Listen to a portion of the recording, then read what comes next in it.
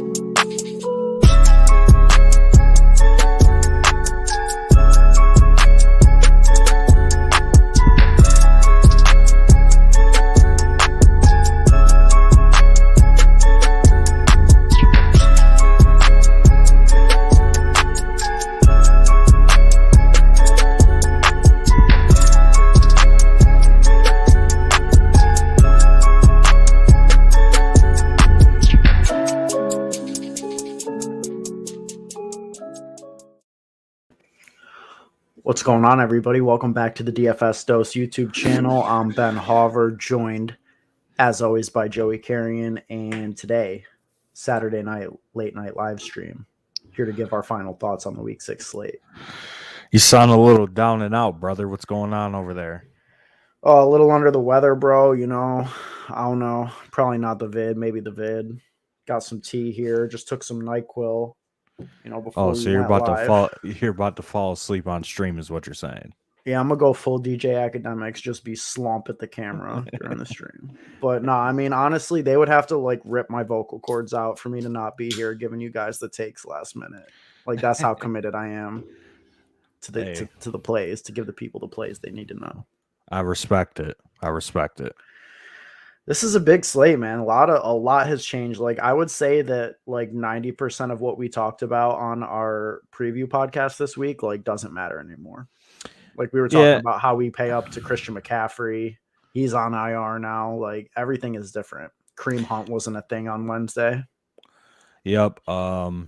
This slate has been flipped on its head, as they say. Very similar to last week. A lot of injuries have changed.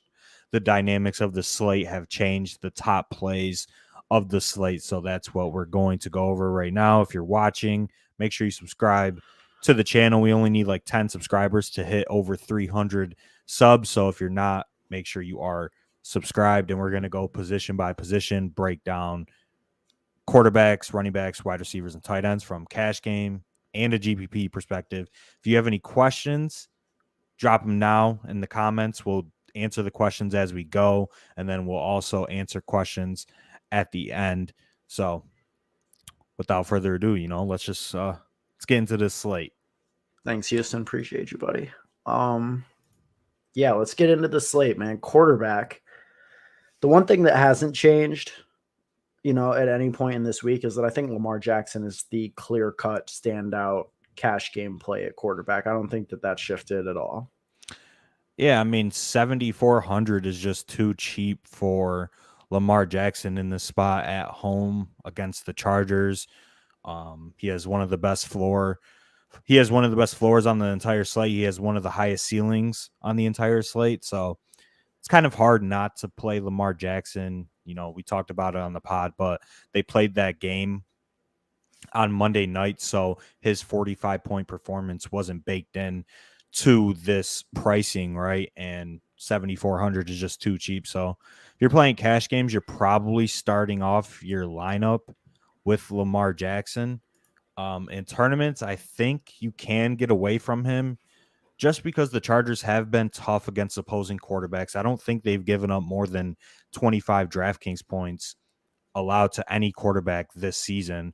I think Mahomes was the highest with like 24 Draftkings points against the Chargers, and they're one of the better pass defenses in the NFL. They limit big plays, so I could definitely see this being a spot where he gets 23, 25 points, and that's not going to be good enough to win you a tournament, especially if Patrick Mahomes, who's in the best possible matchup this week, goes off for 35 plus. We'll talk about it, man. I know you're big into Mahomes this week. Indeed. You have to be on it. On a 10-game slate with one of the best game environments in KC and Washington, you have to be high on Mahomes, I think. Do you like that game in general more than the Baltimore Chargers game? Because I do think that there's some blowout potential in that game, although the total is higher and the Chiefs have the highest implied team total on the slate. I feel like there are scenarios where Washington's offense falls flat. And, I don't really see that being the case with either the Ravens or the Chargers. To me, that's the preferred game, but I know a lot of people are just really honed in more so on the Chiefs Washington game. Nah, the Chiefs Washington game is definitely number one on the slate, in my opinion, in terms of game environment. Highest total out of every game in week 6, right? Two terrible defenses in Washington and Kansas City. Obviously, Heineke, he's not that great of a quarterback, could fall on his face at any given moment. But if it's a blowout, Mahomes is throwing 4 touchdowns, right? He's throwing 250 plus yards and 4 touchdowns if they get up big. So I'm not too concerned about that from the Chiefs perspective. And from a Washington perspective, if they get down big, that it's just wheels up for RSJ. It's wheels up for Terry McLaurin, J.D. McKissick, even Antonio Gibson, who they could use that receiver a little bit. They both were receivers in college, right? So this game is clear-cut number one. I think that's reflected in projections across the industry, Roto-Grinders, ETR. This is the number one game that everybody's going to target. But there's still some low-owned plays that we'll talk about, at running back and wide receiver that can help you get different. But Chargers Baltimore is definitely number 2 in my opinion. And I mean, it's definitely a great game to stack, but there's going to be chalk pieces in that game as well. So, yeah. So, I mean, as far as the quarterback position goes, I think Lamar is kind of like a set and forget in cash. Then in tournaments, I've got 5 players in my quarterback pool right now. The 4 in this game, or these 2 games, I should say, Mahomes, Heineke, Herbert, Lamar. And the other quarterback that I want to take a shot on specifically for larger field stuff where he's going to go completely underlooked is Sam Darnold at 6,100. I think that is the 3rd best game, especially when you include ownership and the leverage that you can get in playing guys like Hubbard, DJ Moore, Sam Darnold, bringing it back with Dalvin Cook, who's one of the best plays in tournaments on the board, which we'll get to at running back, going with Adam Thielen at 5,800. There's just so many good plays at low ownership in this spot. And these are 2 offenses that have been able to put up a lot of points, throughout the course of this year. And Sam Darnold's shown it. I mean, he's got, the 28 spot, the 34, 36 spot, like we just saw on the screen. He can do it. So I like Sam Darnold as sort of my long shot quarterback play this week. But other than that, I don't think I'm going to get too cute. I'll have most of my focus on the 2 games that we mentioned before. Yeah, I think this is definitely a week where you don't have to get off the board in terms of your stacks. KC, Washington, LA, Baltimore. Personally, I'm not playing a Panther stack, but I do love the DJ Moore, Dalvin Cook correlation. We'll talk about that shortly. And then at the bottom of the player pool, I don't think you need to stack a Mac Jones or whoever, Justin Fields, Carson Wentz. I know some people have talked about him. I'm not too into playing Carson Wentz. I'd rather just get up to Heineke in a better spot. But I think the one GPP quarterback that interests me the most is Stafford. Especially because Henderson is going to be a little chalky, right? He should be a top 3 running back in terms of ownership. Cooper Kupp is probably going to have a decent bit of ownership as well. So I like targeting that Rams stack. They've been one of the, most pass heavy teams so far, I think, to start the season. And they're playing at a decent pace, and at least the Giants have Daniel Jones back, right? I wouldn't really consider it if Mike Glennon was the guy, but now that Daniel Jones is off the injury report, he's going to start. I think they should be able to at least put up a fight for a bit. I still expect the Rams to probably win by 10 plus, but I love Stafford. I love Woods. I love Kupp, and Stafford is obviously going to get overlooked with Dak, Justin Herbert, Lamar Jackson, all within $1,000. So Matt Stafford is probably the guy that I would choose as my favorite low-owned GPP quarterback option. And I think the game environment isn't as bad as people may seem.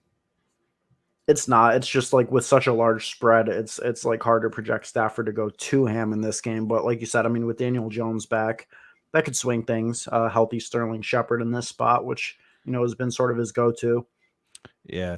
I mean, with this a thing with large spreads though is like, yeah, they could 10 more run heavy, but if they're beating that spread, there's a good possibility that they're doing it through the passing game as well. And if they get to the red zone and the looks don't go to Darrell Henderson and Matt Stafford throws a couple touchdowns, you're getting insane leverage on the field by fading Henderson and playing a Stafford stack. And it's obviously one of the higher upside stacks on a week like this where we don't really have many teams to choose from, in my opinion. So just wanted to throw that in there. But for tournaments, I mean, Mahomes, Lamar, Justin Herbert are the standout plays. And how do you feel about Kyler Murray? Yeah, I was just going to ask you, man. We talked about him on the podcast as like sort of a bit of leverage player, just like a low owned guy that's going to get completely underlooked. I don't know. I mean, I still like Kyler. Like, I think he's worth playing. I just don't think that this game is going to be that great, to be honest. Like, I know we talked about the over on the podcast earlier this week, but there's going to be wind in this spot. It's Arizona traveling to Cleveland across the country. Like, yeah, I'm not super bullish on this game as much as I was earlier in the week. Don't have their head coach because Cliff got COVID, so he's not there. He's their head coach and their offensive coordinator. So I don't know how well that's going to work out. I'm pretty sure Kyler Murray is dealing with a little bit of an injury. He did practice in full, but you could see right here, right shoulder injury. And we saw last season that he was practicing in full. He was playing through that shoulder injury, but it did end up impacting his season, right? He was a fantasy, gold mine before his shoulder injury last year. And I'm pretty sure it's the same shoulder as well. And then last season, he hurt his shoulder and he didn't really do much the rest of the season. So definitely something to, worry about. Well, not really, but you got to be cautious, I think. Because there's some. If you're talking about players that have a realistic chance to outscore Mahomes and Lamar Jackson, you do have to consider Kyler Murray. Yeah. Just because, his ceiling is so high. Yeah. I mean, all of these quarterbacks in this range, like these top four guys, their ceilings are all really similar, right? I don't think one is significantly higher than the other. You're just getting a little bit of a price decrease from, Mahomes, Murray going to Lamar or Herbert. But yeah, Kyler, I mean, is definitely up there. But honestly, I think I'm going to have 0 Kyler and 0 Cardinals in this spot. I don't know. I think that's just kind of the game that I'm staying away from. And really the only player that I'm playing is Kareem Hunt and cash. Well, we could probably move on to running back here. And I mean, Kareem Hunt is definitely the story. Real quick. Hello, my friend is telling me Joe Burrow is a terrible play. I mean, he's not terrible, but like, I don't think you need to go there, to be honest. Not in DFS. If you have him in season long, like fine. But in GPPs, I like a Bengals stack. Yeah. Just because it's an affordable stack, and then it will allow you to stack up some of the more expensive options in the games that we want to target. Tyreek Hill, Travis Kelce, Terry McLaurin, et cetera, et cetera. And who's going to get the ball. It's going to be Jamar Chase, T. Higgins, Tyler Boyd, and if he throws 303 at 60 or what is he 6,300? If he goes 303, I think that's good enough to get you there in a GPP, and it's a solid spot against Detroit. I mean, you just want to play everybody against Detroit, but for sure. Kareem Hunt, 6,200. Is he your number one cash game running back play this week? Absolutely.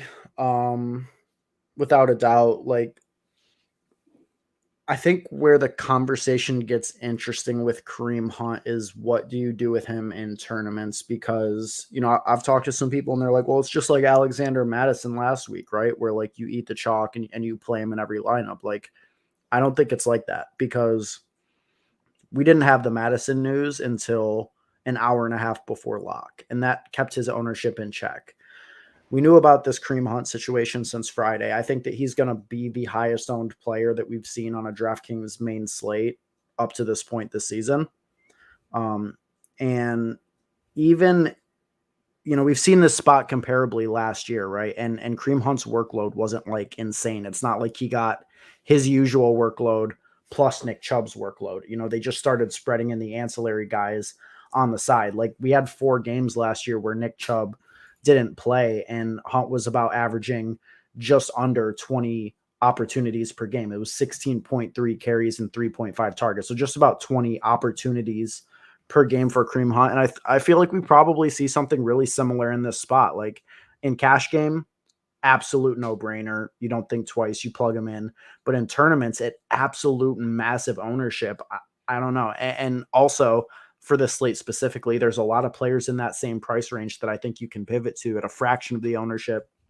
Joe Mixon, DeAndre Swift, Chuba Hubbard, Jonathan Taylor. Like, I don't know, man. Like, is Kareem Hunt really that much better than all of them, in your opinion? Like, how are you going to be approaching Kareem Hunt in tournaments, I guess is my question. Yeah, in tournaments, it's probably a fade for me in large field tournaments. So Millie Maker, fields above 10,000 entrants, probably just going to pivot to Mixon or Antonio Gibson or Jonathan Taylor or Hubbard, right? I think it just makes all of the sense in the world. In single entry, small field stuff, I could see playing Kareem Hunt because he is one of the best running back plays on the board this week. And really in GPPs, you can eat the chalk at the running back position because usually the ownership correlates to the good plays, and the good plays at running back usually score fantasy points, right? We saw last week you needed Derrick Henry, you needed Madison to win a GPP, and they were the 2 most owned running backs. So you could definitely eat the chalk in tournaments, but in large fields specifically, I think Kareem Hunt's upside is very similar to that of those guys that we just mentioned. So I would pivot just to get the ownership discount. I think Antonio Gibson is probably one of the best leverage plays on the slate this week at 6,500 because I think Swift is going to have some ownership. I think Mixon is going to have some ownership. I think JT will as well. And Antonio Gibson is just going to get lost in the shuffle. And he's good leverage off of, his chalky counterparts in Ricky Seals-Jones and Terry McLaurin. And then on the other side of the ball, you got Travis Kelce as chalk. So I definitely like Antonio Gibson in large field stuff. But other than that, I think Kareem Hunt is in no-brainer fade in GPP. Like, I don't think it gets much more simpler than that, especially if you're trying to win like $1 million or 100K or 200K, right? Like, you got to fade Hunt. Yeah, and it's tough because he's projecting so well. And like I mean, obviously in cash, you don't overthink it. You play him. And in cash, like cash games, it's the Triple H week, right? Hunt, Hendo, and Herbert, right? Yeah, and we got a decent amount of people watching. I want to hear their thoughts in the comments. Yeah. This is just a lineup construction standpoint. Do you favor the 3 running back build or the 2 tight end build? I think I know your answer, but that's a question for the people watching. Are you considering playing 2 tight ends, or do you think going with 3 of these guys is the more optimal route in cash games? I do think it's the more optimal route in cash games. Like, I know that we have to look at things, especially in DFS, like through a slate specific lens, and every slate is different. And we have to take into account the strength of a play that Ricky Seals-Jones is at 3K, right? He's going to be running every route. Last week he ran 1 fewer route than Terry McLaurin. He was in like 99% of snaps, 8 targets, 3 like red zone targets. Like, I get it. Ricky Seals-Jones is an amazing play. Travis Kelce 7K is an amazing play. One of the best plays on the board. So like, you can definitely play them, but I think it is opportunity cost. And while we do look at things in a slate specific, lens, we do have to know that like, no, I'm not playing a 7K tight end in the flex over the quality of plays that we have at running back. Like, Herbert is going to touch the ball over 20 times. He could touch the ball 30 times at 4,600. Like, he had 18 attempts last week on 53% of snaps. Damian Williams hits the COVID list. Like there's no way that he's not out there 75+% of snaps in this spot. And at 4,600, you don't fade that. Like you just don't fade it. Yeah, I definitely agree that 3 running backs is the way to go in cash.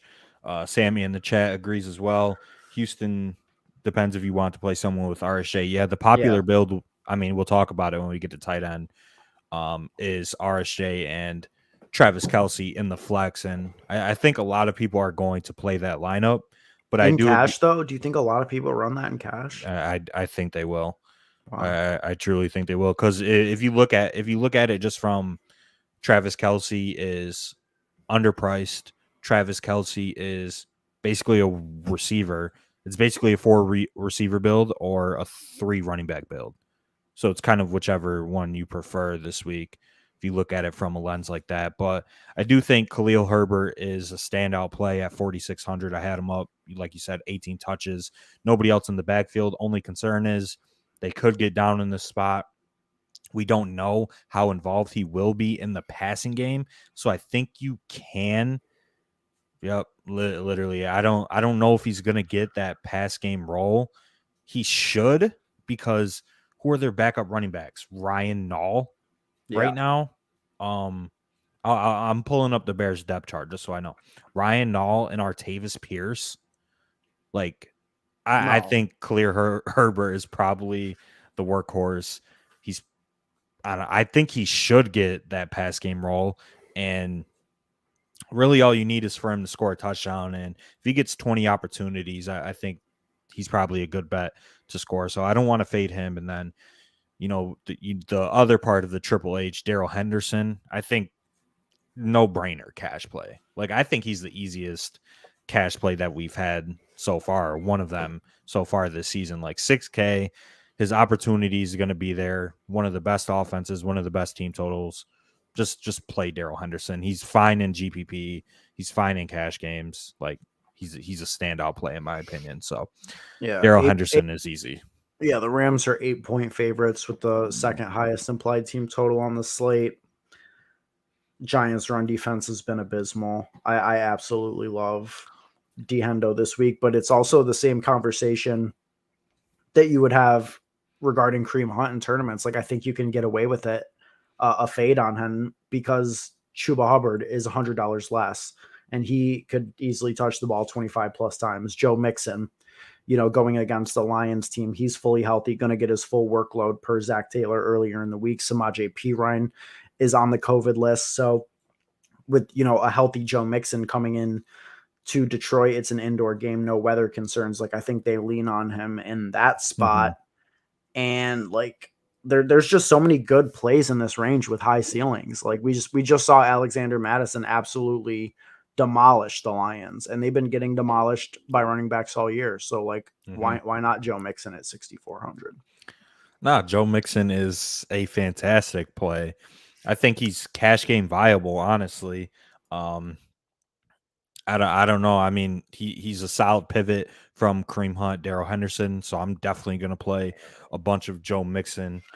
And just with Henderson real quick, I mean, the Giants are giving up over 123 rushing yards per game to opposing running backs. They're giving up almost 5 catches to opposing running backs. It's just a smash spot for Darrell Henderson. So I think he's fine in GPP. DeAndre Swift is in a great game too. If the Lions are losing, we obviously know that he's going to get a lot of valuable touches in terms of targets, and he's going to get goal line opportunities, I think, too. And the Bengals have been the worst team against running backs in terms of pass catching, giving up over 8 catches per game to opposing running backs. So DeAndre Swift at 6,300 is a massive smash, and JT is a smash as well. I mean, they're playing Houston. I don't really need to say anything more, right? So it's kind of hard to pick. Like you just have to hope that the 2 that you pick in this range are the right ones, and I think all of them are good plays. So it's hard, and I don't know. I don't really have a lean on who to play. Appreciate you, DX. I'm playing all of them. I'll say that. I run like 15 to 20 lineups a week. I'm playing all of that. That's my solution. I'm making sure I have exposure to every single one of these guys. Yeah, I mean, my solution is look at the ownership projections in the morning and play the lower owned guys because they're all so similar to me with similar ceilings. Um, I will say Joe Mixon's my favorite though. I'm gonna have the most exposure to Joe Mixon. I'm feeling really good about Mixon this week. Yep. I agree that you probably just pivot to the low on guys, but like I said, you don't need to completely fade chalk at the running back position in GPP. I will say though, real quick, I think that you full fade Herbert, right? Oh yeah, 100%. Because his ownership's going to be too high, and just like the chances of him hitting a ceiling at being a complete unknown as a pass catcher, I think is really low. So like, I don't know. Like if you're trying to save salary, you can even flip, the build that you're running by playing like a 4K wide receiver instead of Herbert, to save that salary. And I just think that that's so much cleaner in GPPs. Like, play Amon-Ra St. Brown and pay up at running back. And speaking of paying up at running back, talk about Dalvin Cook a little bit because he's fully healthy, right? And this is an amazing spot. 7,700 Dalvin Cook. Like it's a tough matchup, but we don't care about matchup when it comes to a guy like Dalvin Cook, sub 10% ownership on DraftKings. Yeah. I mean, the way that I'm thinking about it from just a process standpoint, and I know that most likely he's going to like score 20 points and then people are going to be like, yo, what the hell? Like Dalvin Cook, like he wasn't a good play. But from a process pre-lock standpoint, you're getting one of the best running backs in the NFL, the consensus second overall best fantasy player before the season started in best ball and season long at 7,700. I think this is probably his cheapest priced in years. Probably. I don't have the information on that, but I would assume that he hasn't been under 8K in a hot second. And yeah, he's off the injury report going into Carolina. Obviously, perceived tough spot. They're one of the better run defenses in terms of DVOA. But my argument against that is it's only been 5 games. They've played the Jets. They've played the Texans. They've played the Saints. So they haven't played good teams. The only good team they've played is the Cowboys, and they gave up over 200 rushing yards. So it's not like it's some crazy fadeable matchup like how it is with the Bucks. I'm not scared of the Panthers defense. And if he's off the injury report, I think he's fine. Obviously, there's still some concern there with his ankle sprain or whatever it was, but they didn't play him last week. He hasn't played in 2 weeks. He's had time to rest, time to heal up. And I think if he's healthy, he's one of the running backs that are going to see one of the biggest workloads out of every running back in the NFL. And at 7,700, I think it's just too cheap, especially at his current projected ownership of, let me take a gander, of 8% right now on established the runs projections. So in large field tournaments, I'm definitely going to have a lot of Dalvin Cook exposure. I just think from a process standpoint, he's the definition of a great GPP play. If it doesn't work out, I'm fine with that. You're shooting for first, and Dalvin Cook, I think, is one of the few running backs on this slate that has 35 to 40 point upside any given week. So, yeah, no, I agree fully, and I think that you have to take advantage of it. Just it's game theory, Dalvin Cook, cheap price, low ownership. When is that going to happen again? You pounce on it. He's fully healthy. Don't overthink it. Yep, and then Austin Eckler as well is a pretty great play. He's projected to be around 10, 11%, which is lower than a bunch of these guys. And everybody's just not going to play these high-priced running backs this week with all of the value in the mid-range. So I think Austin Eckler is probably the closest running back in terms of like the next CMC, in terms of their roles on their offenses. He's being used heavily in the passing game. He gets work on the ground, and he has the goal line role as well. And the Chargers are obviously one of the best offenses in the NFL. So I think it's a pretty good spot for Austin Eckler, and he's going to be 10%. I don't know. I think him and Dalvin Cook are kind of in the same type of category in terms of GPP play this week. I like Eckler as a bring back in Raven stuff to sort of, get yourself some differentiation in terms of ownership, because with the way that the Mike Williams situation is playing out, I think we expect him to play, but just because of the uncertainty, Keenan Allen's going to be massive chalk, so Austin Eckler makes sense as a decent pivot off of that as your low owned bring back on the Chargers side of the ball. There's so many good running back plays, bro. I mean, we haven't even, like, on the other side of the Chuba, or I'm sorry, on the other side of the Dalvin Cook ball, we got Chuba Hubbard at 5,900, who, because of when he was massive chalk and everyone played him and he disappointed with the 9.1 points against Dallas, it's like, I think people are off of him for that. But then we saw the full workload realized the next week, 24 attempts for, over 100 yards on the ground. He had 6 targets for 5 receptions. That's 30 opportunities. Touches. Yeah. 29 touches, 39 opportunities at 5,900 against a weak Minnesota defense. He's not going to be like super chalky. Like, I know he'll have some ownership, but he's not going to be super chalky. I love Chuba in this spot. Yeah. Are the Panthers favored? Are they favored in this game? Hold on, I'm looking right now. No, they're home underdogs, but it's still a good spot for Chuba. The Vikings have given up they've given up 117 rushing yards per game, which is bottom 7 in the NFL. They've given up over 26 Draftkings points allowed to opposing running backs per game. So at 5,900, Chuba is a fine GPP play. And the Panthers released Rodney Smith this week. Yep. So there's only Chuba and Royce Freeman that are going to see work. And I would just assume that Hubbard gets used in the CMC role now without CMC there for a couple weeks. And he's a great play, in my opinion. But he is projecting for, 17% ownership or so. So he's going to be 15 to 20% owned in GPPs. But on a week like this, I think a lot of these running backs are going to come in between 10 to 20% owned. So I wouldn't really worry too much about ownership in this outside range of the main guys. Besides Kareem Hunt, in my opinion, who's just Hendo as well. I think he's going to be a lot of talking. I mean, yeah, we kind of disagree on Henderson. He's projecting for a little bit more than the other guys. He's only projecting for 24%, which is still below Herbert, which is still below Kareem Hunt. And I still think he's in one of the best spots going up against this Giants run defense that can't stop anybody. They're the 3rd worst run defense in the NFL. So, yeah, I think Henderson is still in play. And I wouldn't worry too much about ownership at running back. Just play whoever you think is the best. Core plays for cash games: Khalil Herbert, Kareem Hunt, Darrell Henderson is probably the core, the core that everybody's going to run. For sure. Yep, I second that as well. And they're going to be the highest owned running backs too. So, yeah.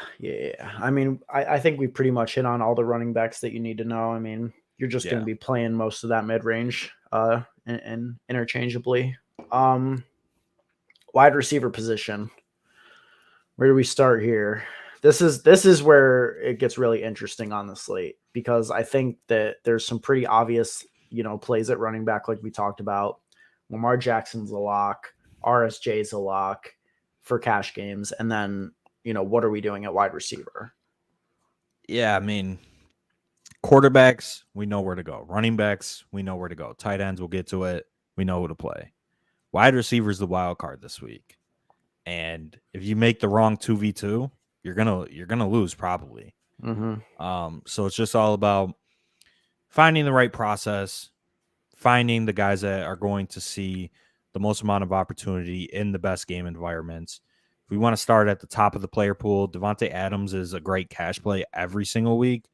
9K is just very steep for Davonte Adams, and I think you can get a similar, target share, a similar whopper out of Cooper Kupp for 1,100 less. So I think Kupp is going to have a bunch of ownership, and I think he's a great play.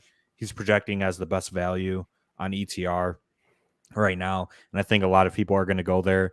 And I wouldn't be too concerned about having Kupp and Darrell Henderson in the same lineup. We talked about it. The Rams are 10-point favorites, have a 30 implied team total. I think there's enough opportunity for both of them to eat. And we know Cup's role. So Cup, great play. Davonte Adams, if you want to get up to him, is a great play. And then Tyreek Hill, I think, is the absolute wild card between the two. Because he's questionable. He's 600 more than Cup, which is, not too crazy. And he's going up against Washington, which just bleeds points to receivers. But I think his ownership is going to be a little depressed because of this questionable mark. But the man got hurt, came back into the game, finished the game against Buffalo, and then the next day they said he was going to play on Sunday. Yeah. How do you feel about Tyreek Hill? Because I will tell everybody watching right now, Tyreek Hill is in my cash game lineup. And I think I'm on an island with that. Although he is projecting for 15% ownership or so. I don't know if he's going to be like crazy chalky in cash, but I can't fade Tyreek's upside this week. I just can't. I don't think you have to go there in cash, but I mean, it's really hard to go against Tyreek in this spot because I feel like he's going to drop 35 plus. I really do. See, if you feel like that though, then like he's got to be in cash game consideration, right? Like it's like I would rather have my exposure. He would be the number one play on the board. But like I said, they said he was going to play the day after the Bills game. They said he's playing next week. There was never a doubt. He got a little bit of rest. All he had was a bruise on his quad. That's like me like just punching my quad and getting a little bruise. Like it shouldn't impact him at all, right? Like you would assume. And I don't know. I think it's either Tyreek or Cup, and Sammy cash construction almost forces you onto Adams. I mean, I disagree. I do too. I would like to play Adams. I can't find a construction that makes it work, in my opinion. I think you can play Davonte Adams. Like, if I see somebody with Davonte Adams in a cash game lineup, like I'm not gonna like be mad. He's a fantastic play. I just think you get a little bit of savings to Tyreek or Cup, and you're getting similar opportunity. And it's not like Tyreek Hill, just in terms of targets, isn't going to get targeted, right? Like he got shut down against Baltimore. Like, let's be real, he got shut down. They did a great job of covering him, but he's going to be a 10 target guy most weeks. And if you get 10 targets out of Tyreek Hill in this matchup against Washington, where the Chiefs honestly need a win, they are under 500. They are last in the AFC West, Ben. Last. They need a win. If you don't think Mahomes is going to come out and throw for 300 plus and 5 touchdowns, I don't know what the hell. I don't know what to tell you. Like, I don't even need to watch the games. I know that's going to happen. And Tyreek Hill is going to get the ball, like 100%. I love Tyreek Hill this week, and I think he's good leverage off of Travis Kelce, who's going to be like twice the ownership, right? I think he's good ownership leverage off of Adams and Cup in that same price range, who are both going to be higher owned than him. And Adams and Hill are projecting for about the same amount of ownership right now. It's like a 2% difference, so you're not really getting 2%. Much. Yeah. Okay. That's okay. Fair. I'll just say it because I mean I don't really care. Cup is projected for 21%. Adams is projected for 17%, and Tyreek Hill is projected for 15%. So they're all pretty close to each other. So you're not really getting much in terms of ownership leverage, and they're all great plays. So it's really just play the one you prefer. Mm-hmm.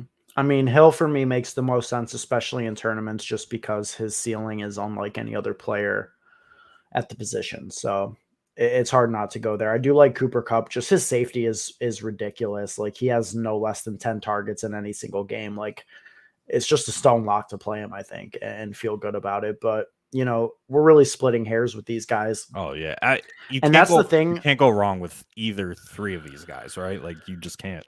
You can't. And like when you talk about the rest of the position and you're looking at players in similar price ranges, that's the thing. Is there such close calls like DJ Moore versus Terry McLaurin, splitting hairs, Pittman versus Myers, Pittman versus T Higgins in the mid range. Like these are players that a lot of people are going to be targeting in cash games. Like it's all very, very similar in my opinion. And it's like you said at the top of the wide receiver segment, like you make the wrong 2v2 and you're chalked, even though the projections are going to be, dead center on one another. Yeah, I just want to pull this up real quick. Shout out to FTN. They have this nice chart of receivers in their like target share. If you look right here, Tyreek, DJ Moore, Terry McLaurin, Kupp, Adams, they're all top 7 in terms of target share, right? And in the entire NFL, they're all up there in Whopper.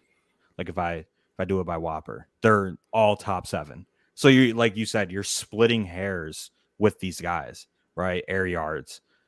Like, I mean, I don't know why Alex Smith has a 70% air yard percentage. What's up with CJ Beathards? I don't think he's playing. I don't know what's going on with that, but Terry, Davonte, Tyreek Hill, all up there in terms of air yards for their team.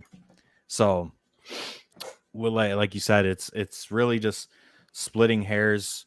Terry McLaurin, I think, is a little bit better play than DJ Moore, but there obviously is some concern with the hamstring. You never want, a skill position guy to have a hamstring injury. He could tweak it, but they said he's good to go, and he's like right here says he's feeling good. So I wouldn't mind him. I think he's in play. DJ Moore is fine. But I think the bottom, well, not really the bottom, the mid-range is probably where you're most likely playing 2, I think. 2 of these guys.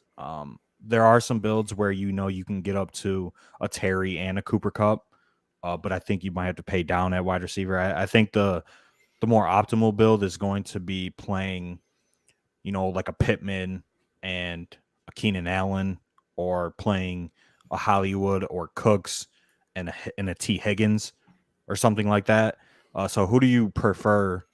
Let's say 5,300 to 6,400 in that mid-tier range at wide receiver for cash games. Well, I'm kind of on an island with this, I think, but Marquis Brown to me is my favorite play this week in that range. Cash games included. I know a lot of people are probably not going to be playing him. I think Pittman, Higgins, and Keenan Allen will all be more popular than him in cash games. I mean, Keenan Allen, I guess, is my favorite, but outside of that, who I'm just sort of looking at Keenan as a stone lock this week. Marquis Brown to me really stands out, and he's just been super consistent. People have sort of a mental block right now, I think, with playing Marquis Brown because he's been up and down in his career, and right now he's up. So maybe people are expecting the down to come back in soon, but I'm not. I think that it's such a good spot for him. I think that Sammy Watkins being out maybe helps him a little bit, like maybe helps his target share, but his target share has already been elite. And to me, it just comes down to the fact that being priced at 5,900 is a clear-cut anomaly. Same thing as Lamar Jackson, same thing as Mark Andrews. It's because the salaries were already out after the Monday night game. So his salary didn't get adjusted for the 36-point game. He has one game under 19 points, so he's at a super high floor. In that one bad game against Detroit, he had 3 would-be touchdown drops that were just absolutely horrific. And, he's a couple drops away from being literally the wide receiver 1 in fantasy football. He's the wide receiver 6 in PPR. And if you played the full slate last week, he was 6K. Like, you can see it right there on the screen. Like, if you played the full Thursday through Monday slate, he was 6K, and he gets $100 discount after dropping 36 points. Like, Marquis Brown is such a standout play. In the chat, Eric asks, what is Rashad Bateman's 3%. projected ownership? Yeah, he's going to go completely under owned. So he's a good piece, I think, but it's kind of like a lot to expect him coming in his first game to be, like a monster producer. But like, I could see it as a long shot. But I love Marquis Brown. I think that his floor is underrated in the spot, and his ceiling is absolutely sky high. Correlates well with Lamar as well. Yeah, I definitely don't mind Hollywood. He has a 24% target share, like a 60% Whopper, and he's been one of the best fantasy receivers in the NFL, right? And he's gonna come in at 9% ownership. So like you said, he's gonna be lower than Cooks, lower than Pittman, lower than T. Higgins, and you are kind of on an island, but I don't hate playing him. It's just, I mentioned it, but the Chargers have been tough against opposing quarterbacks. They've been tough against opposing receivers in terms of points allowed. They are 3rd in the league in terms of DraftKings points allowed to opposing receivers. So it is a tough spot for Hollywood. But the thing that I think a lot of people just aren't accounting for right now is the Ravens have no run game. Yes. Latavius Murray is dog shit. Tyson Williams is solid, but they're not going to play him. Devontae Freeman shouldn't even be in the NFL anymore. And they won't be able to run the ball anymore. Like Le'Veon Bell, what is he, a practice squatter at this point? Like they're not gonna be able to run the ball, so they're just gonna put the ball in Lamar's hands once again and tell him, go make plays. And I could see elevated pass volume if the Ravens get behind in this spot, and if they get up, it's probably going to be on the backs of Mark Andrews and Hollywood Brown. So I think he's a fine play. I'm not going there in cash, but I think he's a great tournament play. In terms of Brandon Cooks, man, I just can't do it. I can never do it. I mean, you've been hating on the man for years, so I'm not shocked. We'll get to defense in a bit. Tight end should be relatively quick, but yeah, I can't do it. But Brandon Cooks is projecting really well right now. What is his projected ownership? 16%. So he's going to be decently owned in cash games this week, and he's fine. The Colts have so many injuries on the defensive side of the ball right now, especially in the secondary. So I guess it's fine. He's up there with the elites in terms of target share, air yard share, Whopper. And if you don't know what Whopper is, it's just like weighted opportunity rating.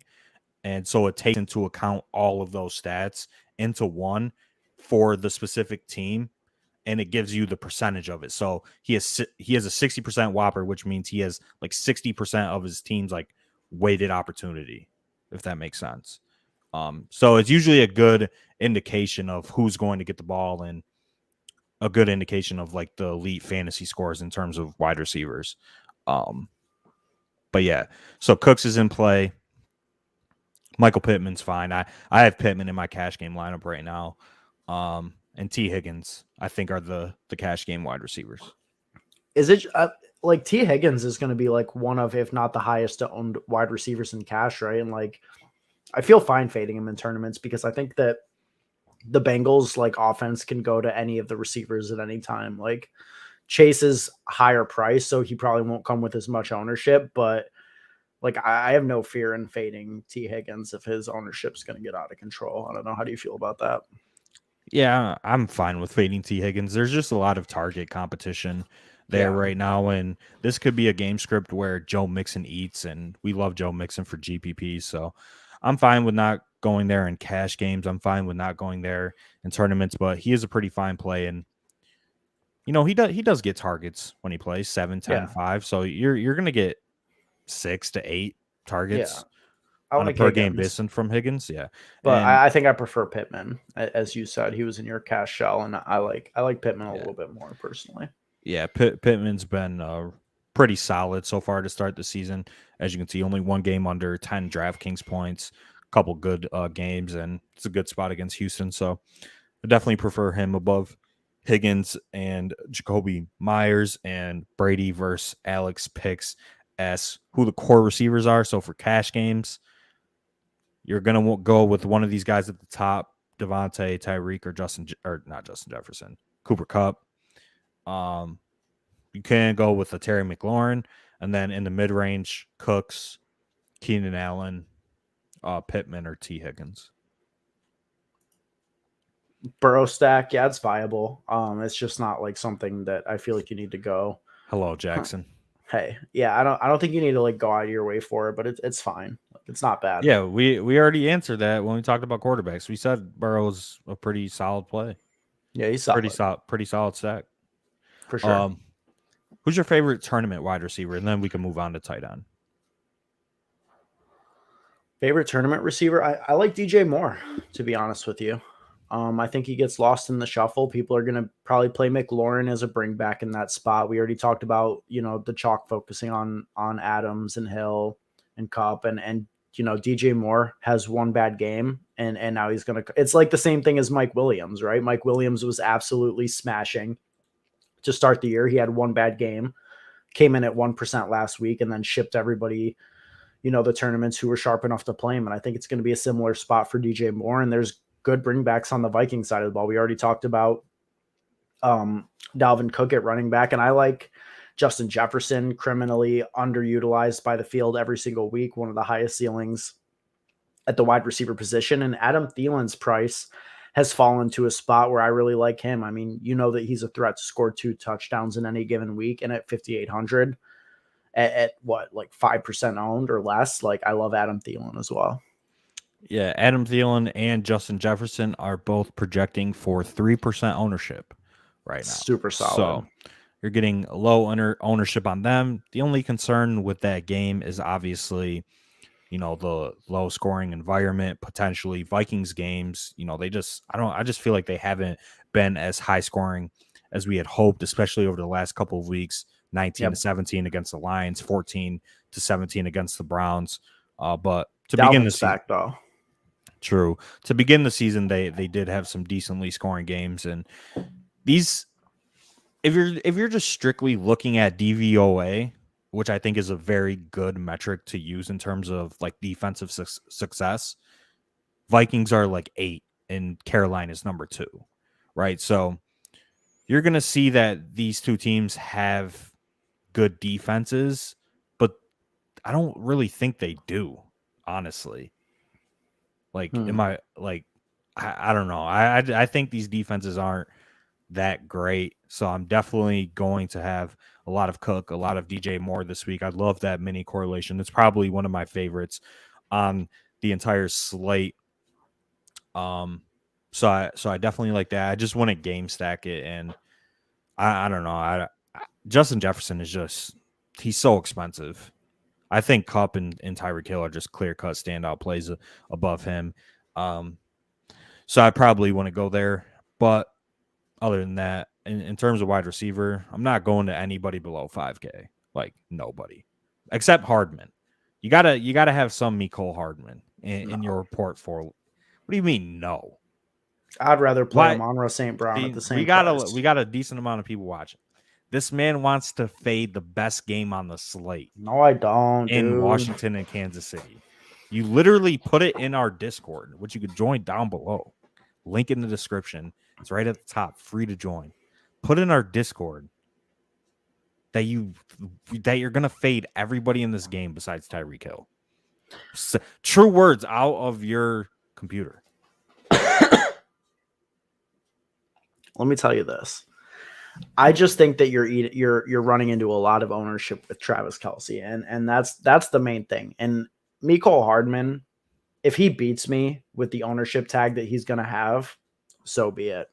Mecole Hardman, I mean, I'm pretty sure that you said it on our last podcast. We talked about it. I'm like, yo, Mecole Hardman had a bunch of targets, and you're like, yo, the thing you don't understand is that Mecole Hardman's dog shit at football. So you think I give a shit about fading Mecole Hardman? Like, we know that the only reason that he's going to get that is because Tyreek was a little banged up. Now that Tyreek's back, we know how this Chiefs offense goes. Like, I don't know how many times we have to, talk about this. It's Tyreek, it's Kelce, and then it's everybody else just like, trying to get the little scraps, right? That's the situation we're in. I don't care about Mecole Hardman in this spot. If he beats me, he beats me. I'd rather play Amon-Ra St. Brown for the same price. Okay, there we have it. All right, tight end. You mentioned it. Travis Kelce is going to be high on, just severely underpriced, 7K. I mean, don't really have to talk about it. He's a great play. A lot of people are going to play him in cash, but Ricky Seals-Jones, I think, is the cash game tight end that we both agree is the most optimal guy this week. 3K, severely underpriced, a lot of target potential.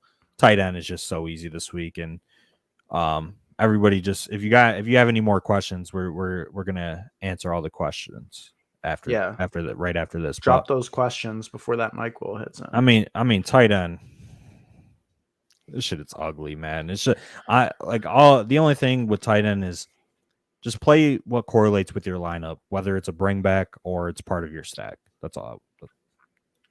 I think that there's 2 tight ends that I want to talk about beyond the obvious, like Kelce, great play. RSJ, Stone Lock and Cash, great play. Mark Andrews to me coming in at lower ownership than Kelsey at 5,200. And we talked about how the Chargers sort of scheme to stop big plays in their defense, but what that leaves open is the middle of the field. And Andrews is just severely underpriced. Like, he still has monster games in his range of outcomes, over 40 last week, and he's not priced up because it happened on Monday Night Football. So Mark Andrews, I think, is a phenomenal play. He's going to be 15% owned, but that's not so high that you have to get away from it, like with Travis Kelce, who could push like 30% owned, and you're getting a good price discount. So I like Mark Andrews quite a bit. And then Tyler Higbee is like a long shot leverage play, but I do like him. Nobody's going to be in this like $4,400 price range, and he's basically direct leverage off of Cooper Kupp and Darrell Henderson, who are some of the highest owned plays on the slate. So I like Higbee quite a bit. It's just like a theory type of play. Yeah, I like Higbee and GBPs, and could work well if you do like a Stafford, Robert Woods, and wait, we got hold up. There you go, buddy. You know where to send it. That is true. You can send it there. True. Send it any head to head, any amount. Yeah, I would have to deposit more money, but I'll deposit money. I already got my contest reserved and everything because got to. But yeah, if you want to play us in a head to head, JD carrying 300. You could see mine on the screen. Ben Hoover's second year pro. But yeah, Tyler Higbee, solid play. I think Hunter Henry's in play. We didn't really talk about that Dallas New England game. It does have one of the higher totals on the slate, and I do think it could be a little bit of a pace up spot, especially for New England. If they're going to have to keep pace with the Cowboys, they're going to have to throw the ball.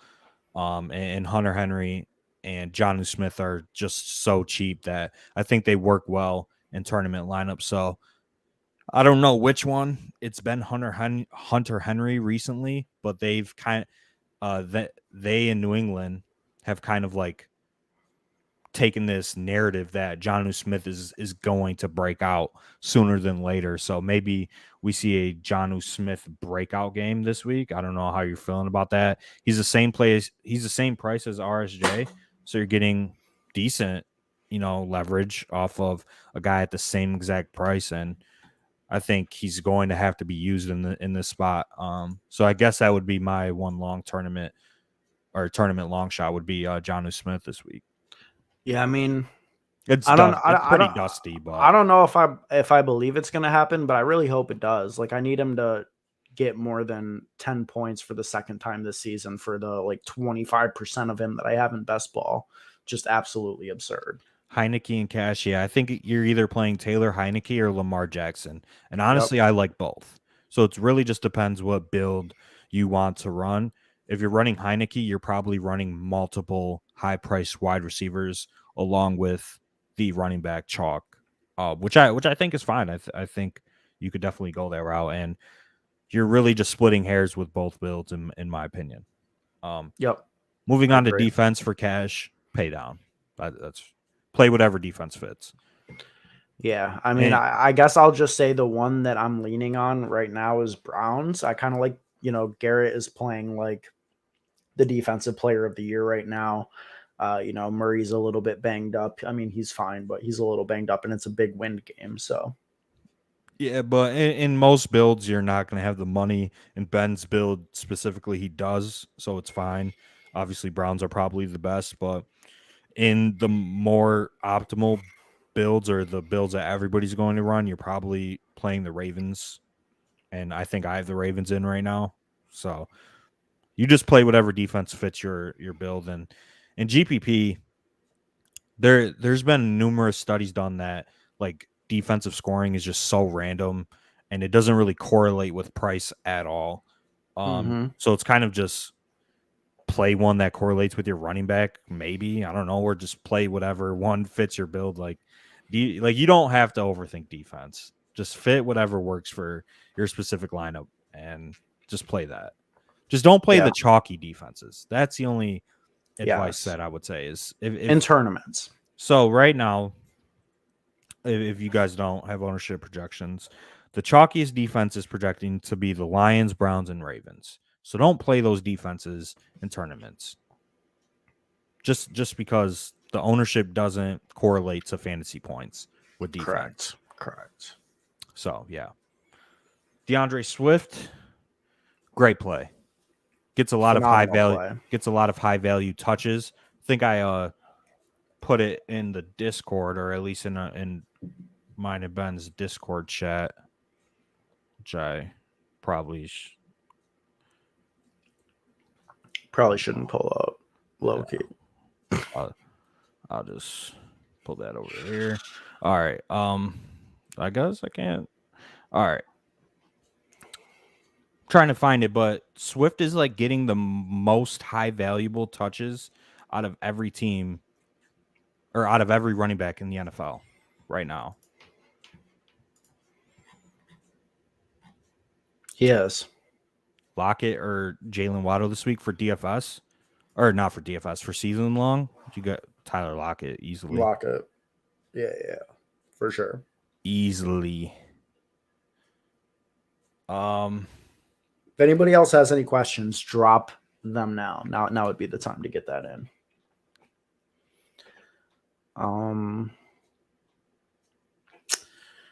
Yeah, man.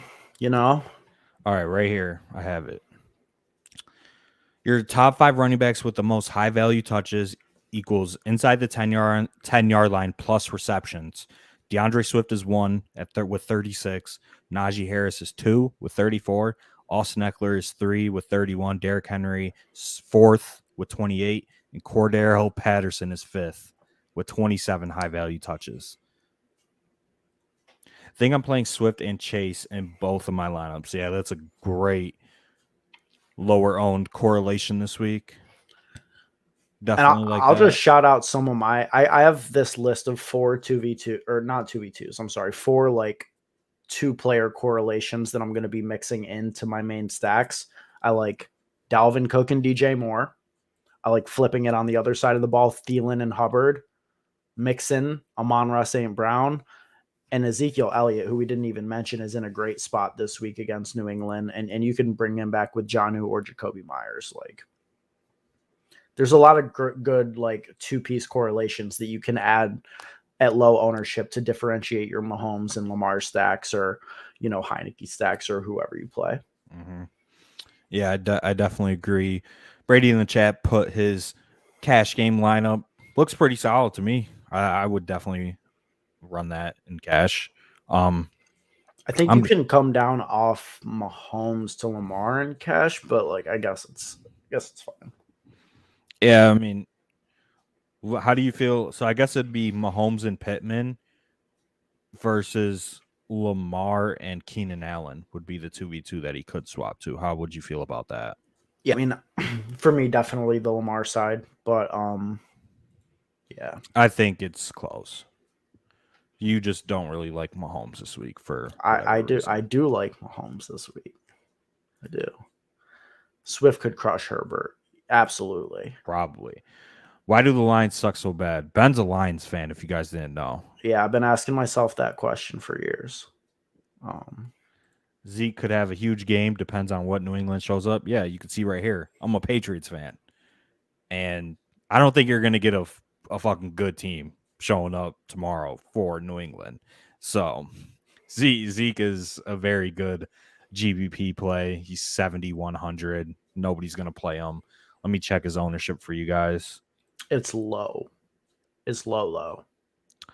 Low. 7%. How's Chase in cash? Jamar Chase? I don't think you go there in cash. I don't either. Not when Keenan Allen is cheaper, $300 cheaper, and like Terry McLaurin is $400 more. Yeah. He's like sandwiched in between several better plays, but I like it for tournaments. Absolutely. Ricky, Lamar, Henderson, Herbert, Hill, Keenan, Hollywood, RJ Hunt, Washington. That's a beautiful lineup. That's like almost my exact lineup. I love that lineup. I ain't even gonna hold you. Plus, not many great plays on the late slate. Late slate's horrible this week. Yeah, what do we got for the late slate? We got Arizona, Cleveland, Las Vegas, and Denver. You got any interest in that game? You were a big Josh Jacobs guy last week. Yeah, I think that game. I mean, God, we probably aren't even going to see that game on Red Zone, and there's 3 games on the slate. Yeah, honestly, there's like no point to even watch these 3 games. I mean, Arizona, Cleveland. Just got to watch because I mean, you're gonna have I'm a insane Patriots Kareem fan. Hunt exposure. Like, there's obviously like a lot of fantasy touts, DFS touts, and a lot of them don't even have teams. But I probably will always be a Patriots fan, like first and foremost before anything. Like, I'm probably one of the only analysts that will actually like truly still root for their team. I know you're kind of with the other crowd now where it's like you don't give a fuck about your team, and maybe because they suck, but when you've been watching football for so long, you know, and only making content for like 3 years, I'm still going to be a fan first. So I always watch the Patriots. But I know that's unpopular.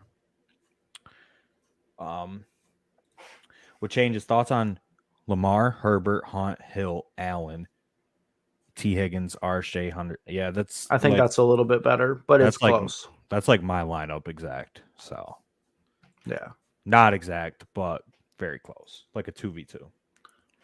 Sutton is interesting, but I'm not sure I can play him. It's just a horrible game environment. Like, he's a good play, like, on his own. You pivot to Sutton if your team busts, and you pivot from Hunt to Sutton. It's a clear 1-for-1 pivot. Well, you got to save. No, it's a clear 1-for-1 pivot. So if you are losing come 4 o'clock, you make the pivot from Hunt to Cortland Sutton, and you're lit. That's really the only way you're playing Sutton this week. Yeah, I mean that's possible, but Murray is like a little bit banged up, and Murray's a little bit banged up, and it's a win game, so I think pass volume is going to be down in the spot. So I mean, I think it's less likely that it could happen, but obviously, you know, we're talking about a game with a lot of upside as well. I don't know why, but I trust Hollywood over Cincy wide receivers. So do I. Hollywood is my favorite play, sub 6K at wide receiver this week. Why so high on Keenan Allen? So I could just pull it up right here. I can't highlight just this column, but if you're getting this target opportunity out of a player at 6,400, and I know he hasn't really hit in a meaningful way yet, it's still hard to fade a guy this cheap that is most likely going to see 10 targets in one of the best game environments on the entire slate, going up against a Baltimore defense that let me check. Let me see this. Baltimore defense is giving up 296 passing yards per game, which is 4th worst in the NFL. They haven't been good. There's a lot of injuries on the defensive side of the ball for them. Mike Williams is playing, and I think we could see Marlon Humphrey on Mike Williams, and he's banged up. So I think this is a perfect spot for a Keenan Allen game, and he's going to go up against Anthony Averett or whatever his name is in the slot, and he should abuse him. Yeah. So I think this is the Keenan Allen blow up spot, to be honest with you. Mike Williams like Keenan's been running pretty bad in terms of touchdowns, but just from an underlying usage standpoint, he's one of the best receivers in the NFL, right? He has a 24% target share.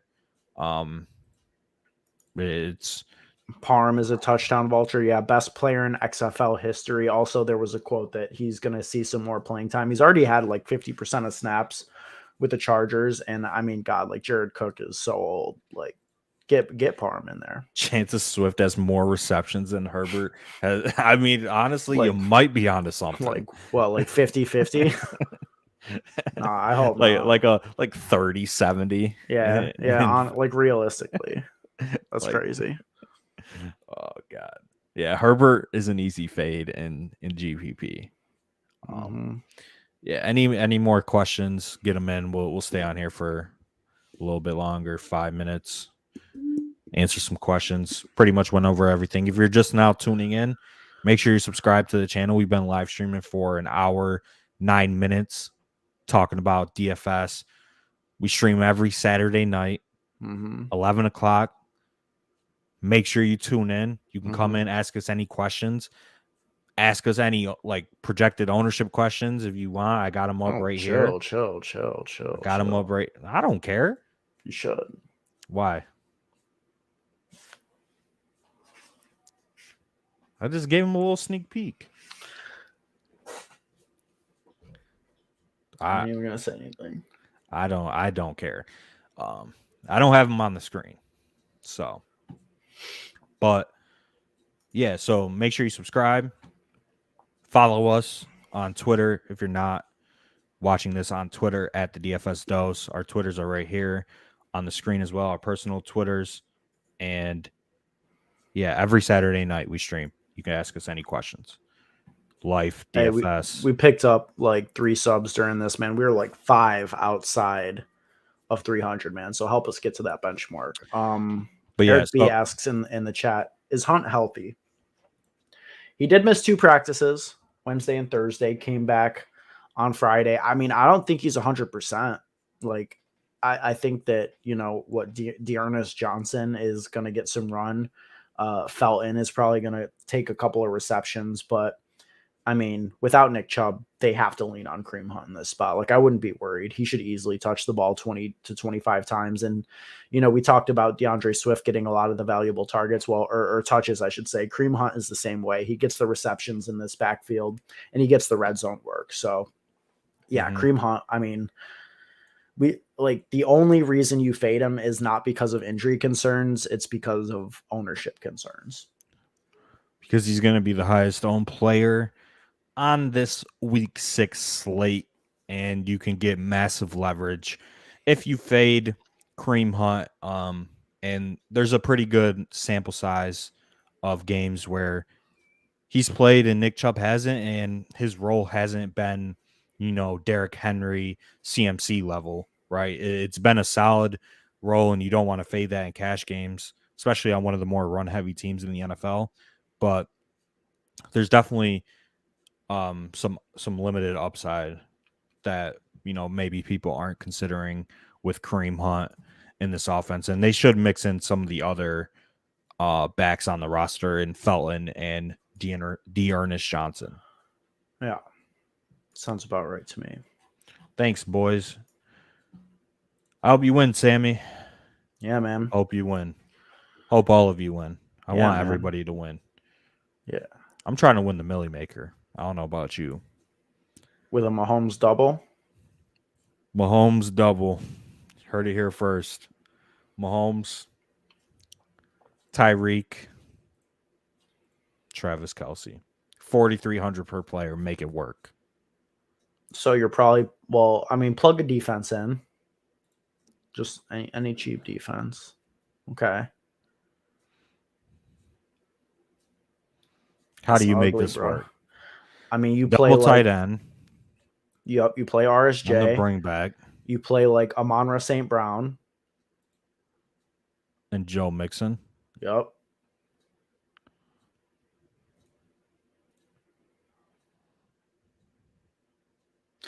See, I was playing with a lineup like this. What do you think about J.D. McKissick? Nah. He's going to be like the lowest owned piece of this game. I mean... Like, is it crazy to think that McKissick outscores Herbert? Like, no. No, you're right. But I've said it a bunch. Like, you don't really have to get crazy at running back in GPP. I mean, you don't, but you do when you're forcing Mahomes, Hill. Well, I already have the double and the bring back in the double tight end lineup. And then we have a correlation between Joe Mixon and Amon-Ra St. Brown. So you just need another cheap wide receiver to get like that wouldn't work. Who would it Yeah, Mooney's going to be popular. Yeah, Mooney's going to be popular. We didn't talk about him. Let me plug him in and see where that will lead me. 6,200. That would be the lineup. I don't know about that. That ain't winning a milli. No, it's not. This is not winning $1 million. No, it's not. That is definitely not winning $1 million. If it does, I'll be fucking pissed. Because I could just pick. I mean, it's fine. I don't know. I don't really like. I don't know, man. I could keep that up right now. I don't like that lineup. But it's funny. It's funny. Yeah.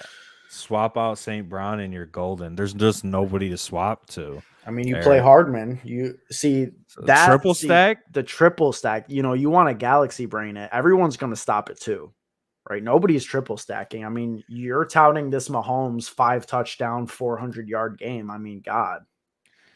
I mean, you might be onto something. Mahomes triple. Any last minute questions? We're gonna end here right now. If not, I hope you guys all have a great night. I hope that you got something from the stream. Yep. Just trying to help everybody win, help everybody get their process down, because that's really all that's important. Not the picks, it's the process behind the picks. You know, running backs, you want opportunity in cash, just to play the guys that are going to see the most opportunity relative to salary. Same thing at wide receiver, right? Plus upside. I think you do need upside, especially at wide receiver. Quarterback, Lamar, Taylor Heineke, tight end.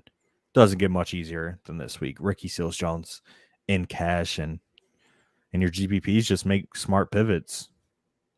Hunt to Mixon, Hunt to Swift, Hunt to JT, easy leverage. Henderson to those same guys, easy leverage. Mahomes stacks, Mahomes to Hill, it's going to be under own. Last thing I'm going to say, man, Mixon for the money. Joe Mixon is your guy this week? Going full throttle Joe Mixon, what could go wrong? A lot. Yeah, a lot could definitely go wrong, man. Thank you guys for all tuning in. We're gonna close it out here. Appreciate you. If you haven't already subbed to the channel, like the video. We'll be back next week, same time, same place for this video. We've also got a recap podcast coming out on Monday where we look things over. We've got the preview podcast on Thursday. And although this is our last piece of content for the Week 6 slate, if you guys want to jump in the Discord channel, the link to do so is in the description below. And we'll be in there tomorrow morning talking through things, having fun, just sort of leading up to lock, processing news, processing inactives, all that good stuff. So jump in the Discord chat. Got a lot of sharp people in there, just, always sort of conversating about DFS, the best bets of the week and stuff like that. So hop in, man. We appreciate you guys watching, and we'll talk to you soon.